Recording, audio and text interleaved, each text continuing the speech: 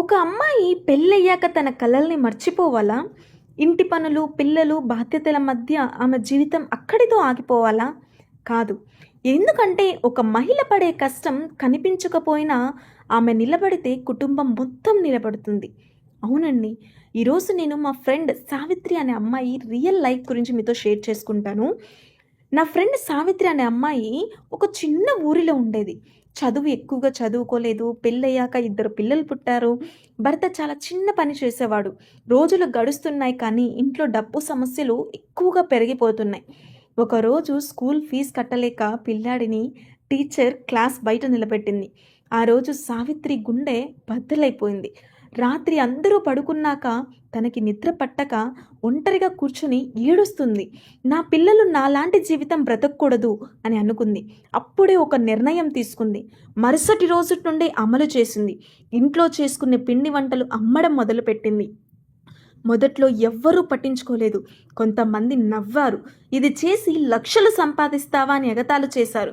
కానీ సావిత్రి ఒక్క మాట కూడా తిరిగి మాట్లాడలేదు. ఎందుకంటే ఆమెకి ఎదుటి వాళ్ళ మాటల కంటే పిల్లల భవిష్యత్తు ముఖ్యం.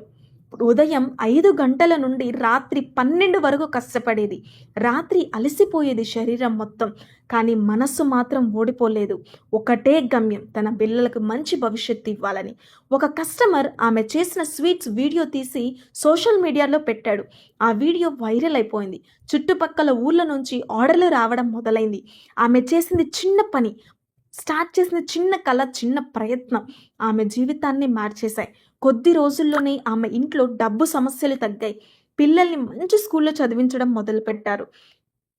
ఒకరోజు స్కూల్లో ఫంక్షన్ జరుగుతుంటే బెస్ట్ మదర్ అవార్డు కూడా ఇచ్చారు.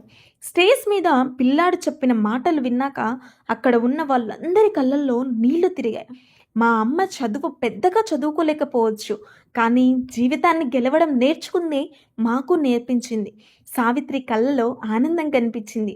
ఎందుకంటే ఆమె సంపాదించింది డబ్బు మాత్రమే కాదు, గౌరవం, ఆత్మవిశ్వాసం, పిల్లల భవిష్యత్తు. ప్రతి మహిళలో ఒక శక్తి ఉంటుంది, కానీ చాలాసార్లు ఆమెని తనని తాను తక్కువగా భావిస్తుంది. గుర్తుపెట్టుకోండి, మనం ఇంటిని చూసుకునే వాళ్ళం మాత్రమే కాదు, ఒక కుటుంబానికి బలం.